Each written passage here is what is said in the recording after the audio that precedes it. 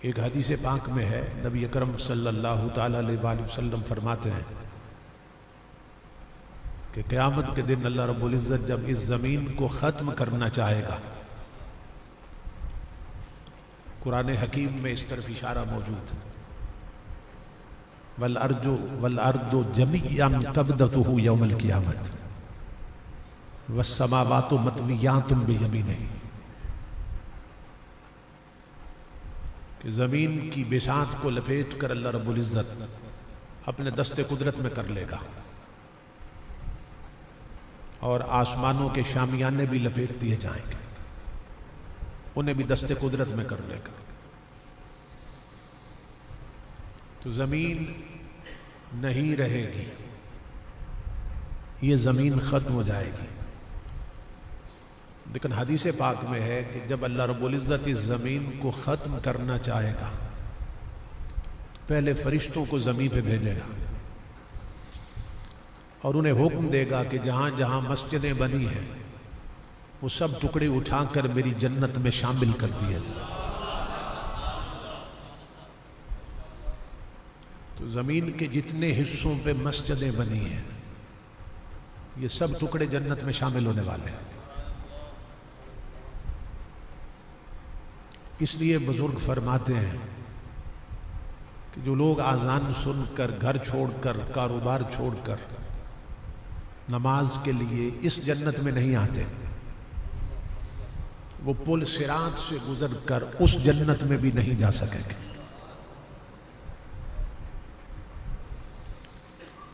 تو اگر اس جنت میں جانا ہے تو پھر اس جنت میں آنے کی عادت بنائی ہے۔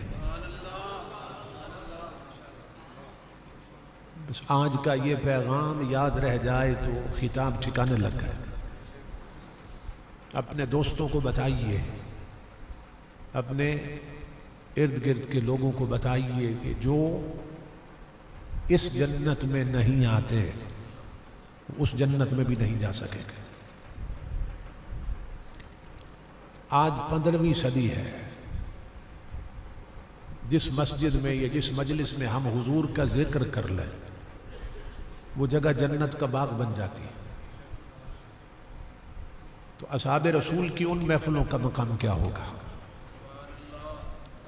ابو بکر و عمر، عثمان و علی، طلحہ اور زبیر، اصحاب رسول اور ازواج رسول کی ان محفلوں کا مقام کیا ہوگا کہ جہاں صرف ذکر رسول نہیں ہوتا تھا، خود ذات رسول بھی ہوتی تھی۔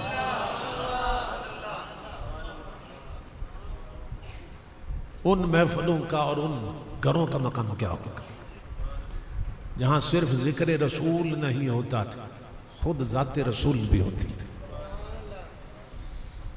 تو یہ خوش بختی ہے، خوش نصیبی ہے کہ اللہ رب العزت نے اپنے محبوب کے ذکر کی مجلس میں حاضری کا شرف عطا فرما دیا۔ نبی اکرم صلی اللہ تعالیٰ علیہ وآلہ وسلم فرماتے ہیں کہ جس نے شریعت کے مطابق اور میری سنت اور طریقے کے مطابق وضو کیا تو خرجت خطایاہ من جسدہ، وضو کا پانی اس کے پورے جسم سے گناہوں کو کھینچ لیتا ہے۔ وضو کرنے پر، شریعت کے مطابق وضو کرنے پر اس کے پورے جسم سے خطائیں اور گناہ نکل جاتے ہیں، اور یہاں تک نکل جاتے ہیں کہ حدیث کے لفظ ہیں حتیٰ من تحت اظفارہ، کہ ناخنوں کے نیچے کوئی گناہ رہ جائے تو وضو کا پانی اسے بھی کھینچ لیتا ہے۔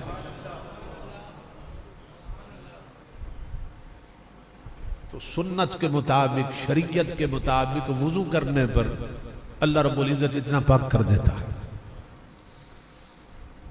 اور پھر حدیث پاک میں ہے وہ بندہ جب اپنے گھر سے نکلتا ہے اللہ کے گھر کی طرف تو ہر قدم پر درجے بلند ہوتے ہیں، ہر قدم پر اس کو نیکیاں عطا کی جاتی ہیں، اور جب اس چوکھٹ پہ جب اتر جاتا ہے اور اللہ کے گھر میں داخل ہوتا ہے، ہاتھ بندھے ہیں، اس پر خشیت عزتی طاری ہوتی ہے، اللہ کا خوف طاری ہوتا ہے، اور اس کی آنکھ میں آنسو آتے ہیں. آنسو جب آنکھوں سے نکل کر رخسار پہ آتے ہیں اس کے تو ہاتھ بندھے ہیں. اب وہ ارادہ کرتا ہے کہ ان آنسوؤں کو میں صاف کروں. اس وقت اللہ کی آواز آتی ہے, میرے بندے تو باہر بھی رویا, تیرے آنسو کسی نے صاف نہیں کیے. اب میرے گھر میں رویا ہے, اب ان آنسوؤں کی ہم قیمت لگائیں گے. اللہ فرماتا ہے مجھے اپنی عزت کی قسم, انہیں تو صاف نہ کر, انہیں ہم صاف کریں گے.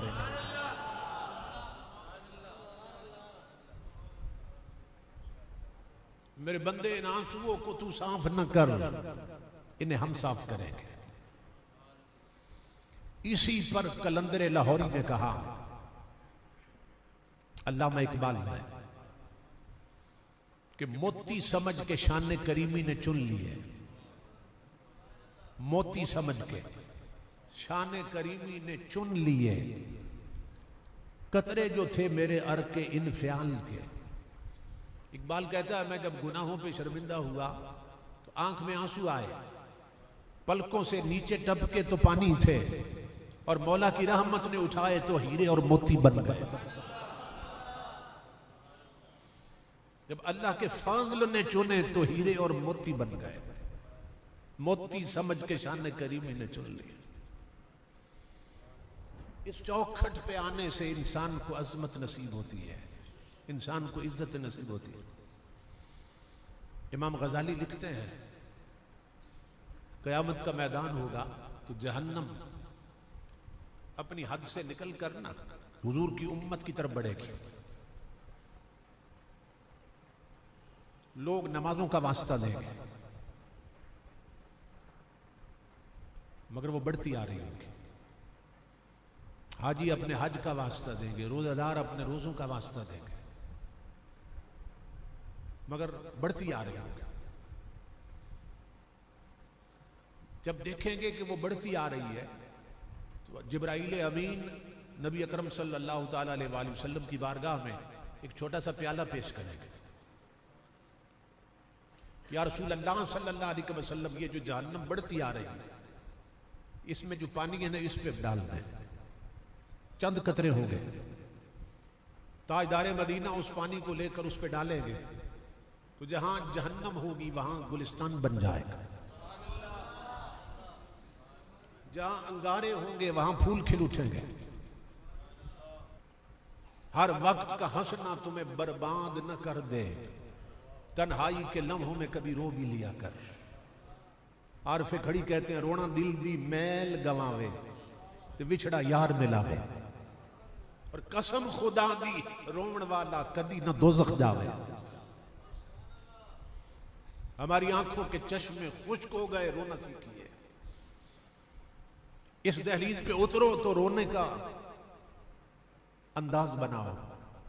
حضور سیدنا صدیق اکبر رضی اللہ تعالیٰ عنہ فرماتے ہیں, اب فرماتے ہیں ابکو فَإِن لَمْ تَبْکُوا فَتَبَاکُوا. اب فرماتے ہیں اگر رونا نہ آئے تو رونے والی شکل بنا لیا کرو, کہ رونے والی شکلوں پر بھی رحمتیں اتر جاتی ہیں. کہ اللہ رب العزت کو رونا اتنا پسند ہے کہ رونے والی صورت بنا لو, رونے والی شکل بنا لو, اس پر بھی کرم اتر جاتے ہیں اور رحمتیں اتر جاتی ہیں. اس دہلیز پہ اتر کر اس کے آداب سیکھیے کہ اللہ رب العزت کے گھر میں آنے کے آداب کیا ہیں. کبھی وقت تھا کہ جیسے آج مسجدوں میں محفل ذکر ہوتی ہے نا, یا محفل میلاد ہوتی ہے, اسی طرح کبھی لوگ لوگوں کو دعوت دیتے تھے کہ آج مسجد میں محفل گریہ ہوگی, آج اکٹھے ہو جاؤ مسجد میں محفل گریہ ہوگی. کیا مطلب؟ سب مل کے بیٹھ کے روئیں گے. اس ماحول کو پھر زندہ کرنے کی ضرورت ہے. سب مل کے روئیں گے, یہ دعوت دی جاتی تھی, اور لوگ آتے اور پھر روتے تھے. تو میں نے جو الفاظ تلاوت کیے ان میں اللہ رب العزت نے ہماری تخلیق کے مقصد کو بیان کیا. اس نے ہمیں کیوں پیدا کیا؟ فرمایا میں نے جنوں اور انسانوں کو صرف اپنی عبادت کے لیے پیدا کیا. وَمَا خَلَقْتُ الْجِنَّ والانس الا لیعبدون، فرمایا میں نے جنوں اور انسانوں کو صرف اپنی عبادت کے لیے پیدا کیا، صرف اپنی بندگی کے لیے پیدا کیا۔ اللہ رب العزت نے ہمیں اور جنات کو اپنے لیے پیدا کیا ہے، اور باقی ہر شے کس کے لیے ہے؟ فرمایا هو الذی خلق لکم ما فی الارض جميعا، والذی خلق لکم ما فی الارض جميعا، زمین میں جو کچھ ہے میرے بندو سب کچھ تمہارے لیے ہے، اور آسمانوں میں وہ کس کے لیے ہے؟ فرمایا هو الذی سخر لکم ما فی السماوات وما فی الارض، فرمایا آسمانوں میں بھی جو کچھ ہے وہ بھی تمہارے لیے ہے، یہ ستاروں کے چلتے کارواں تمہارے لیے ہیں، یہ چرخ نیلی فام یہ تمہارے لیے ہے، یہ بہاریں یہ تمہارے لیے ہیں، یہ پھولوں کا کھلنا یہ تمہارے لیے ہے، یہ غلام اور موتیاں تمہارے لیے ہیں، یہ ہیرے اور موتی تمہارے لیے ہیں، یہ سونا اور چاندی تمہارے لیے ہے، یہ ستاروں کی لٹکتی ہوئی کندیلیں تمہارے لیے ہیں، یہ موسموں کا تغیر و تبدل تمہارے لیے ہے، یہ حیات و کائنات کے سارے سلسلے تمہارے لیے ہیں، مگر میرے بندو مت بھولو یہ ہر شے تمہارے لیے ہے، تم میرے لیے۔ کتنی عزت دی، کتنا مقام دیا، فرمایا ہیرے موتی تیرے لیے مگر تو میرے لیے ہے، زمین سے ہیرے اور موتی نکلتا ہے، زمین سے سونا اور چاندی نکلتا ہے، فرمایا یہ سب کچھ تیرے لیے ہے، غلام اور موتیاں کھلتا ہے یہ تیرے لیے ہے، یہ ہر شے تیرے لیے ہے، مگر مت بھول تو میرے لیے ہے۔ اس کا مطلب یہ ہے بنانے والے کی نظر میں سونا اتنا قیمتی نہیں جتنا تو قیمتی ہے، موتی اتنے قیمتی نہیں جتنا تو قیمتی ہے، فرمایا ہر شے تیرے لیے ہے مگر تو میرے لیے ہے۔ اب دیکھیں نا نماز جنازہ بھی تو نماز ہے، آپ جنازہ پڑھنے جاتے ہیں تو کیا کہتے ہیں؟ ہم نماز جنازہ پڑھنے گئے تھے، تو وہ بھی تو نماز ہے، لیکن اس میں اللہ نے سجدہ نہیں رکھا، وہ نماز اور سجدے سے خالی ہو، یہ بڑی عجیب بات، نماز جنازہ میں اللہ نے سجدہ کیوں نہیں رکھا؟ اس لیے نہیں رکھا کہ آگے میت پڑی ہوتی ہے، اگر اس میں بھی سجدہ رکھ دیا جائے تم سجدے میں گر جاؤ جنازہ پڑھتے ہو، بننے سے پگڈنڈی سے گزرنے والا کوئی کافر سوچ سکتا ہے کہ یہ لوگ بندوں کو بھی سجدہ کرتے ہیں خدا کو بھی کرتے ہیں؟ فرمایا اپنے ساتھ کسی کا نام آنے نہیں دوں گا، تجھے بنایا اپنے لیے تو بچاؤں گا بھی اپنے لیے۔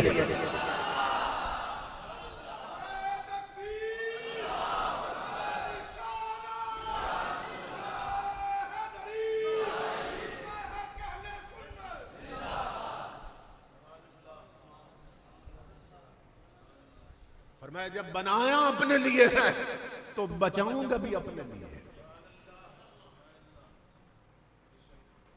دوئی کا تصور پیدا نہیں ہونے دوں گا، ٹرینٹی کا تصور تو دور کی بات ہے، تثلیث کا تصور تو دور کی بات ہے، فرمایا دوئی کا تصور بھی پیدا نہیں ہونے دوں گا، بنایا اپنے لیے تو بچاؤں گا بھی اپنے لیے۔ فرمایا میں نے تمہیں اپنی بندگی کے لیے پیدا کیا ہے، اپنے لیے پیدا کیا ہے۔ ایک حدیث قدسی ہے، حضور غوث اعظم اس کو بیان فرمایا کرتے تھے، حدیث قدسی ہے، یہی بات اللہ رب العزت نے دوسرے انداز میں کی، فرمایا یا ابن آدم، اے آدم کی اولاد، اے ابن آدم، اے انسان، خلقت الاشیاء لأجلک وخلقتک لأجلی، ہر شے تیرے لیے بنائی، تجھے میں نے اپنے لیے بنایا۔ یہ حدیث قدسی میں بھی اللہ فرما رہا ہے خلقت الاشیاء لأجلک، ہر چیز تیرے لیے، وخلقتک لأجلی، اور تو میرے لیے، تو میرے لیے، اور فلا تشتغل بما هو لک امن انت لہو، فرمایا جو ہے ہی تیرے لیے اس کے پیچھے ایسے مت بھاگ کہ اسے بھول جائے جس کے لیے تو خود بنا ہے۔ فرمایا جو ہے ہی تیرے لیے اس کے پیچھے ایسا مت باندھ کہ اسے بھول جائے جس کے لیے تو خود بنا ہے۔ اللہ رب العزت فرما رہا ہے میرے بندے میں نے تجھے اپنے لیے پیدا کیا، تو انسان کو عبادت کے لیے بنایا، بندگی کے لیے بنایا، اور جب انسان بندگی کے راستے پہ چلتا ہے تو یہ یاد رکھیے مخلوق تین قسم کی ہے، جانور ہیں، انسان ہیں اور فرشتے ہیں۔ یہ بڑی مخلوق حکماء اسلام نے لکھا تین قسم کی ہے۔ جو جانور ہیں ان کے پاس شہوت ہے مگر عقل نہیں ہے۔ اب یہ لفظ میں بار بار نہیں بولوں گا، اس کی جگہ میں خواہش کہوں گا، مطلب یہی ہوگا۔ جانور ہیں ان کے پاس خواہش ہے مگر عقل نہیں ہے۔ فرشتوں کے پاس عقل ہے مگر خواہش نہیں ہے۔ انسان کو اللہ رب العزت نے عقل بھی دی، خواہش بھی دی۔ یہ عجیب مرکب بنا دیا، عجیب مرکب بنا دیا۔ انسان کو عقل بھی دی، خواہش بھی دی۔ تو حکماء اسلام لکھتے ہیں جس کی خواہش عقل پہ غالب آ جائے، یہ نتیجہ سنیے، جس کی خواہش عقل پہ غالب آ جائے وہ جانوروں سے بھی بدتر ہو جاتا ہے، اور جس کی عقل خواہش پر غالب ہو جائے وہ فرشتوں سے بھی برتر ہو جاتا ہے۔ اقبال کہتا ہے عشق کی ایک جست نے طے کر دیا قصہ تمام، اس زمین و آسمان کو بیکراں سمجھا تھا میں۔ تو اللہ رب العزت نے ہمیں امام الانبیاء کے غلاموں اپنی عبادت کے لیے پیدا کیا، اپنی بندگی کے لیے پیدا کیا۔ اب ہمارے ہاں جو عبادت کا کنسیپٹ ہے اور تصور وہ ایک محدود سا ہے کہ ہمارے عام لوگ یہ سمجھتے ہیں 5 وقت کی نماز پڑھ لینا بس یہی عبادت، یا سال بعد مہینے کے روزے رکھ لینا بس یہ عبادت، صاحب نصاب ہیں تو زکوٰۃ دے دینا بس یہ عبادت، صاحب استطاعت ہیں حج کر لینا بس یہ عبادت، یا گھر میں ختم قرآن کروا لیا تو یہ عبادت۔ بس یہ چند مخصوص اعمال ہمارے ذہن میں ہے، بس یہی عبادت۔ جبکہ اسلام میں عبادت کا کنسیپٹ تصور بہت وسیع ہے۔ کیسے؟ سیاستہ کی ایک حدیث پاک میں نبی اکرم صلی اللہ تعالی علیہ وآلہ وسلم فرماتے ہیں من احتبس فرسا فی سبیل اللہ، کہ مجاہد جب جہاد کی نیت سے گھوڑا خریدتا ہے، کس نیت سے خریدا تھا کہ اس کی پشت پر بیٹھ کر جہاد کرے گا، اللہ رب العزت کے نام کو بلند کرے گا، اس کے دین کو سر بلند کرے گا۔ وہ جب گھوڑا پالتا ہے تو گھوڑا گھر میں لے آتا ہے، گھوڑے کو بھوک بھی لگتی ہے، وہ اس کو چارہ ڈالتا ہے، اسے پیاس بھی لگتی ہے، وہ اس کو پانی پلاتا ہے۔ اور حدیث پاک میں ہے کہ گھوڑے کے جسم سے غلاظت بھی تو نکلتی ہے، وہ پھاوڑے کے ساتھ اس کو صاف بھی کرتا ہے۔ اب حدیث کے لفظ ہیں فَإِنَّ شِبَهُ وَرِيَّهُ وَرَوْسَتَهُ وَبَوْلَهُ فِي مِيزَانِهِ يَوْمَ الْقِيَامَةِ۔ اس کی نیت تھی کہ اس کی پشت پر جہاد کرے گا، گھر لایا گھوڑے کو تو جتنا چارہ ڈالا وہ چارہ ڈالنا بھی میرے رب نے عبادت بنا دیا، گھوڑے کو پانی پلانا بھی رب نے عبادت بنا دیا، حتیٰ کہ اس کے جسم سے جو غلاظت نکلتی تھی اس کو پھاوڑے کے ساتھ صاف کرنا بھی رب نے عبادت بنا دیا۔ کیونکہ چارے کا تعلق ہے گھوڑے کے ساتھ، گھوڑے کا تعلق ہے مجاہد کے ساتھ، مجاہد کا تعلق ہے جہاد کے ساتھ، جہاد کا تعلق ہے رب کے دین کی سر بلندی کے ساتھ۔ اتنی نسبتوں کا حیا کر کے اللہ نے اس کا ہر عمل عبادت بنا دیا۔ اس طریقے سے اگر ہم چاہیں، یہ حدیث بتا رہی ہے، اپنے ہر عمل کو عبادت کے سانچے میں ڈال سکتے ہیں۔ مثلا کھانا کھانا ہماری ضرورت، نہ کھائیں تو زندہ نہیں رہ سکتے، پانی پینا ہماری ضرورت ہے، نہ پئیں تو زندہ نہیں رہ سکتے۔ یہی کھانا کھانا اور پانی پینا اگر حضور کی سنت کے سانچے میں ڈال لیں،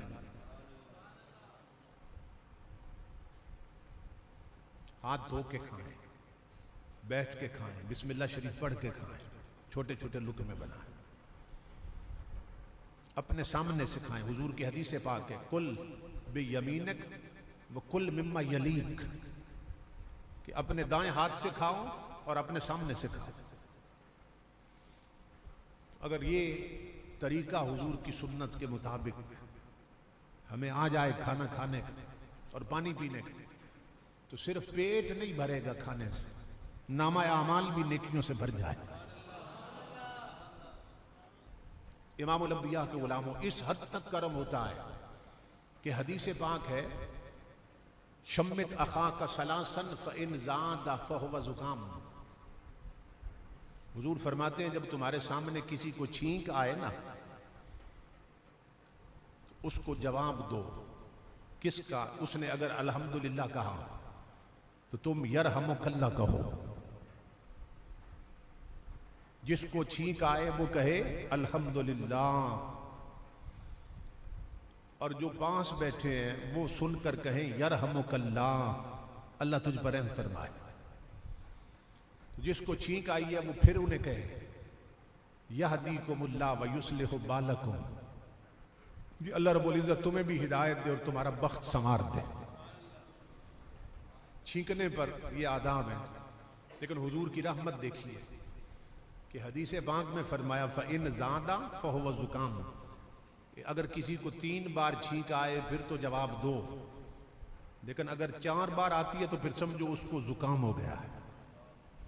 فرمایا پھر تمہیں ہم تکلیف نہیں دیتے، پھر جواب دو یا نہ دو، لیکن 3 بار اسے جواب دو، کیونکہ یہ چھینک یہ اللہ کی نعمت۔ اس کی اور کئی وجوہات بیان کی ہیں علماء نے، مگر ایک وجہ امام الانبیاء کے علماء اس پر چھینکنے پر الحمد کیوں رکھ دی ہے، الحمدللہ کیوں کہا، اللہ کا شکر ادا کیوں کرے؟ اس لیے کہ جو بندہ چھینکتا ہے نا، اس کی اگر اس وقت فوٹو بنائی جائے اس کا منہ ٹیڑھا ہو جاتا ہے۔ چھینکتے ہوئے شکل بگڑ جاتی ہے، ایسا ہے کہ نہیں ہے؟ چھینکنے والے کی شکل بگڑ جاتی ہے 1 سیکنڈ کے لیے یا اس سے بھی کم ٹائم میں شکل بگڑ جاتی ہے۔ اگر چھینکتے ہوئے بندے کی فوٹو بناؤ اس کی شکل بگڑی ہوتی ہے۔ اللہ رب العزت نے فرمایا اس کے حبیب نے یہاں اللہ کی حمد کرو جس نے بگاڑ کر پھر سنوار دیا ہے۔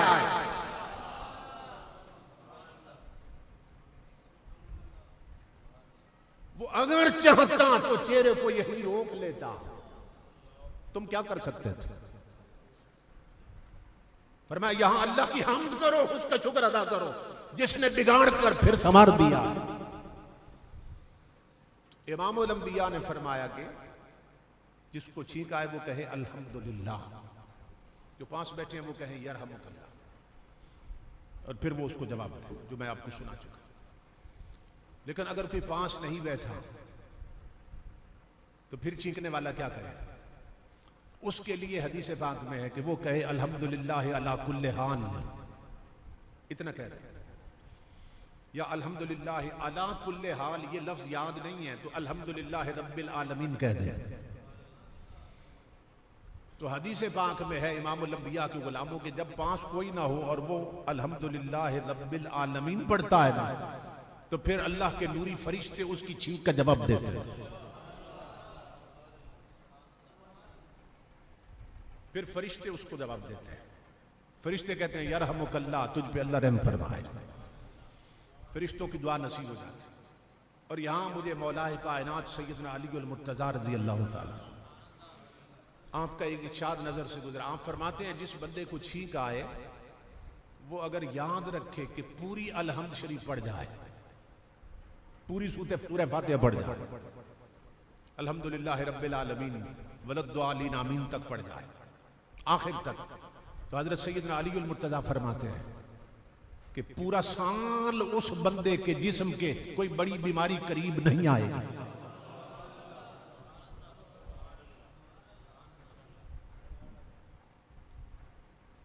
1 سال تک وہ الحمد شریف اس کی حفاظت کرے گا، لیکن یہ عادت بن جائے جب بھی چھینک آئے کہے الحمدللہ رب العالمین، پوری الحمد شریف پڑھ جائے.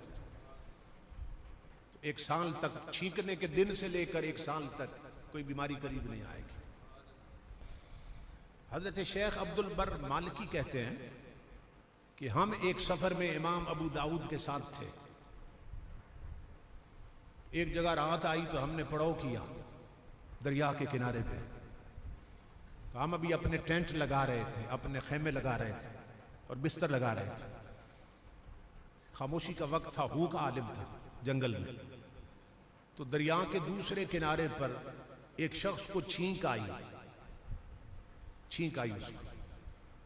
اس نے زور سے کہا الحمدللہ.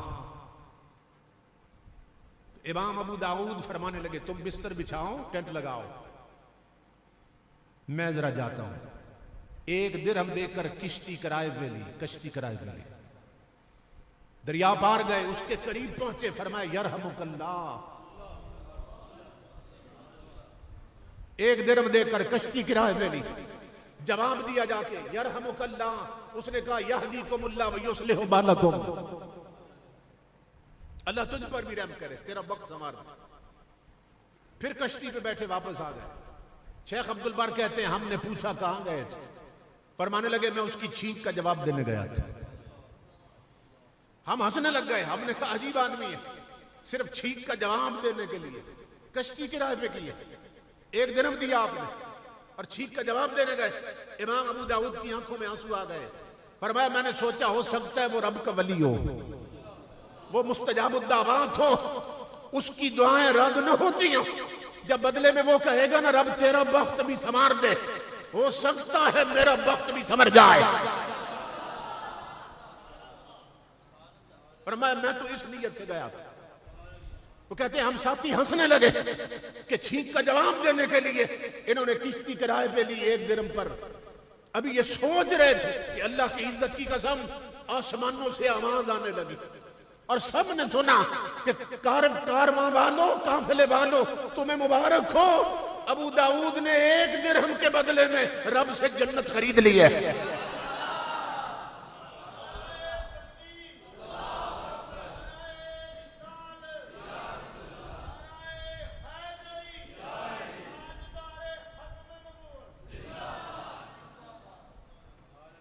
غیب سے آواز آنے لگی ہنسنے والوں سنو، ابو داؤد نے 1 درہم کے بدلے میں رب سے جنت ہی خرید لی ہے. تو تاجدار کائنات کے طریقوں پہ چلے گئے، حضرت صلی اللہ علیہ وسلم کے انداز پہ چلے گئے. تو امام الانبیاء کے غلاموں یہ دنیا بھی سنور جائے گی، وہ دنیا بھی سنور جائے گی. تو نبی اکرم صلی اللہ تعالیٰ علیہ وآلہ وسلم مسجد میں جب تشریف لاتے ہیں تو اصحاب رسول کہتے ہیں کہ حضرت صلی اللہ علیہ وسلم کے چہرے کا رنگ متغیر ہو جاتا. ہم پوچھتے یا رسول اللہ صلی اللہ علیہ وسلم یہ کیفیت آپ کی ہمیشہ بن جاتی ہے؟ فرمایا بڑی بارگاہ میں حاضری ہو رہی ہے.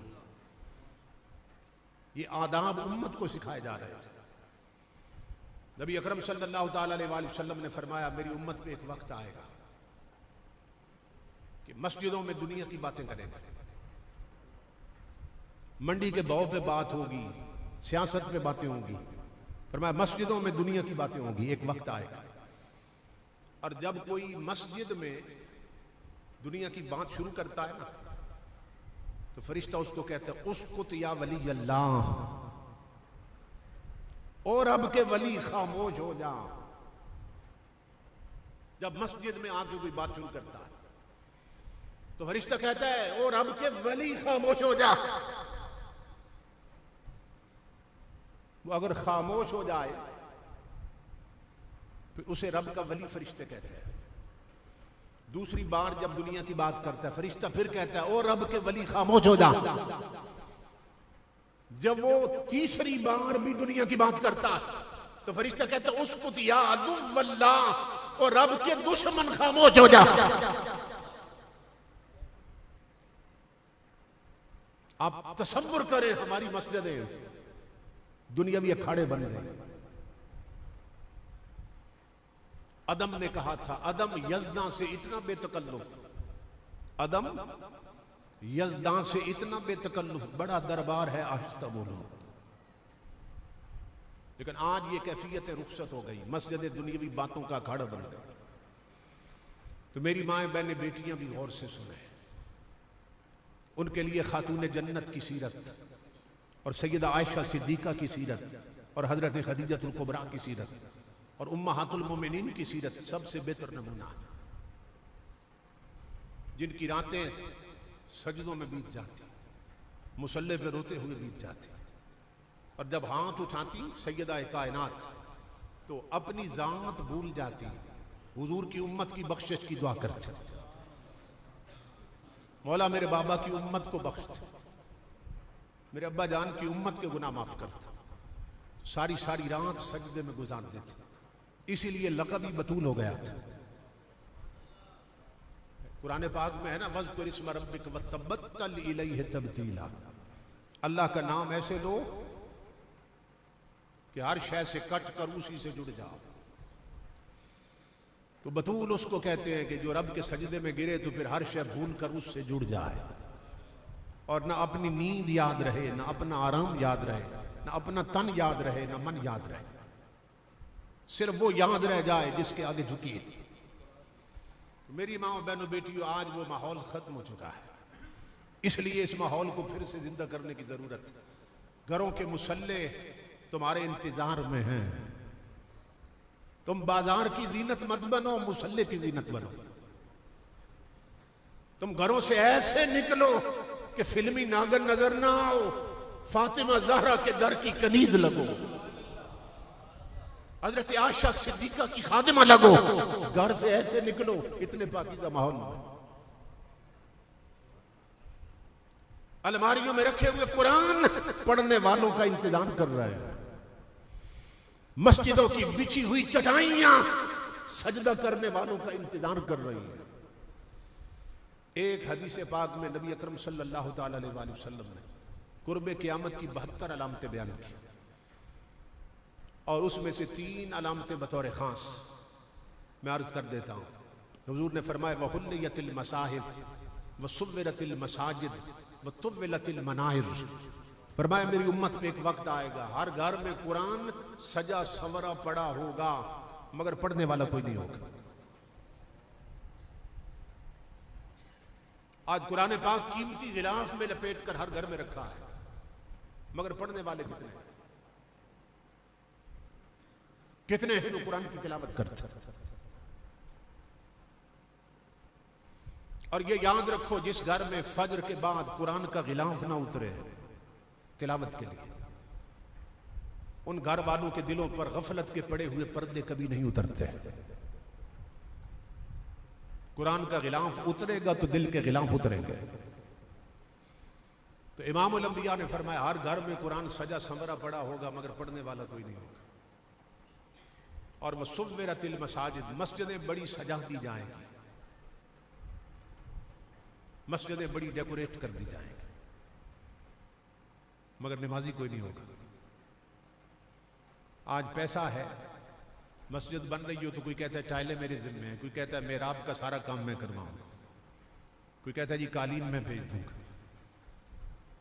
कालीन भेज देता है मगर खुद नहीं आता, टाइलें भेज देता है खुद नहीं आता, साउंड लगवा देता है खुद नहीं आता। ये मुअज्जिन जो 5 वक्त आजान में आवाज देता है या अलस्सलाम, इसने कालीनों को आवाज दी थी या तुम्हें आवाज दी थी? हय्या अलल फलाह, इसने साउंड को आवाज दी थी या तुम्हें आवाज दी थी? हय्या अलल फलाह, अल्लाह फरमाता आओ फलाह की तरफ, कि ऐसे अमल की तरफ आओ, ऐसी चौखट की तरफ आओ जिस चौखट पर उतरने वालों के दोनों जहान संवर जाते हैं। और इमामुल अंबिया के गुलामों दोनों जहान कैसे संवरते हैं? उनके साथ जो लग जाए उनके भी संवर जाते हैं। क्योंकि माएँ बहनें बेटियां बैठी हैं, मुख्तसर में अर्ज कर देता हूँ। हजरत राबिया बसरी औरत थी, मगर अपने जमाने में रब की बंदगी और इबादत ऐसे कि बड़े बड़े मर्दों को पीछे छोड़ दी। हजरत राबिया बसरी, राबिया क्यों कहते हैं कि ये बहनों में चौथे नंबर पे थी? اور چوتھی کو عربی زبان میں رابعہ کہتے ہیں، اس لیے یہ نام پڑ گیا تھا۔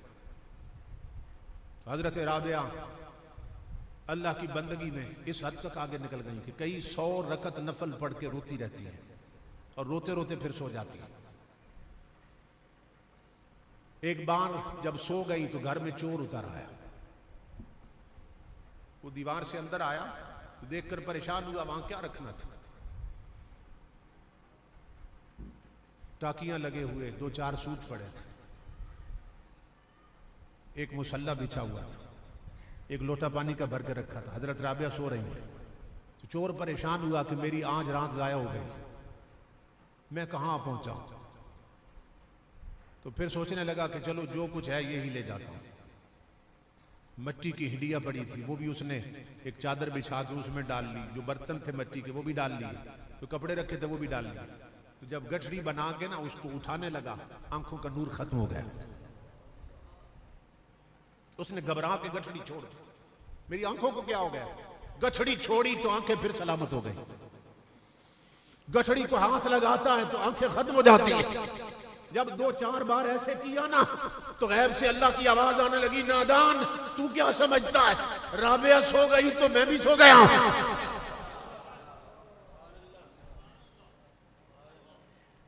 تو کیا سمجھتا ہے رابعہ سو گئی تو ہم بھی سو گئے۔ فرمایا ہمیں اپنی عزت کی قسم، یہ جب سے میری بنی ہے یہ سو بھی جائے تو رابعہ کا رب رابعہ کا پہرا دیتا رہتا ہے۔ یہ جب سے میری بنی ہے اس کے قریب شیطان نہیں گیا، تو کیا کر سکتا ہے؟ اب اسے معلوم ہوا یہ تو رب کی ولیہ ہے۔ میں کس گھر میں آیا ہوں؟ امام الانبیاء کے غلام ہوں، میری ماں بہنوں بیٹی ہوں۔ مایوس ہو کے نہ کنڈی کھول کے نکلنے لگا۔ حضرت رابعہ نے کروٹ بدلی اور آواز دی، فرمایا خالی آیا تھا خالی کیوں جاتا ہے؟ خالی آیا تھا خالی کیوں جاتا ہے؟ پلٹ کے دیکھا، اچھا جاگ گئی ہیں، آپ کے گھر میں رکھا کیا ہے جو لے جاتے؟ چور کہنے لگا، فرمایا میرے گھر میں تو کچھ نہیں رکھا، لیکن میرے بیٹا پلٹ کے آج تجھے ایسا دروازہ بتا دیتی ہوں جہاں سے ہر شے مل جائے گا۔ وہ سمجھا شاید کسی امیر کا گھر بتائیں گے، پلٹ آیا، اس نے کہا کہاں ہے وہ گھر؟ آپ نے فرمایا جب میرے کہنے پہ پلٹے ہو پھر میری مانو گے تو وہ گھر مل جائے گا۔ کہا کیا کروں؟ فرمایا یہ میں نے اپنے لیے لوٹا بھر کے رکھا تھا کہ تہجد کے لیے اٹھوں گی تو وضو کروں گی، میرے بیٹے ذرا اس سے وضو کرو۔ وضو کروایا اس کو شریعت کے مطابق، وضو کر چکا، اب کیا کروں؟ فرمایا ٹھہرو، اپنی چادر بچھا دی، اپنی چادر بچھا کے فرمایا اس پر 2 رکعت نفل توبہ کی نیت سے پڑھو۔ اس نے جب نفل شروع کیے نا سجدے میں گیا، رابعہ نے اوپر دیکھا آسمان کی طرف، میرے مولا میں تیری کمزور اور عاجز بندی، جو میں کر سکتی تھی میں نے کر دیا، یہاں تک لانا میرا کام تھا، جھکے ہوئے کو قبول کرنا تیرا کام ہے۔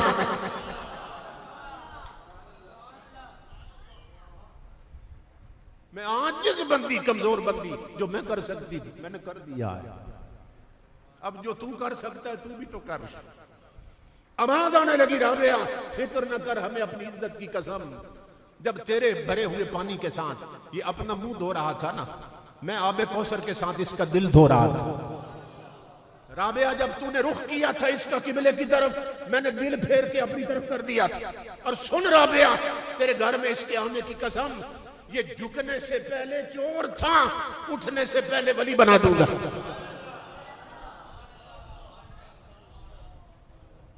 میری ماں بہنوں بیٹیوں، کبھی تمہارے دروازوں پر آنے والے چور ولی بن جاتے تھے، اور آج ننگے سر ننگے جسم لے کر بے پردہ میک اپ کر کے بازاروں میں پھر رہی ہیں کہ کوئی نیک بھی دیکھے تو گناہگار ہو جائے۔ اس لیے مصلی کے ماحول کو پھر زندہ کرو، تلاوت قرآن کے ماحول کو پھر سے زندہ کرو، مسجد لوگوں پھر سے سجدوں سے آباد کرو، آذان ہو تو سب کا رخ ہو جائے مسجدوں کی طرف۔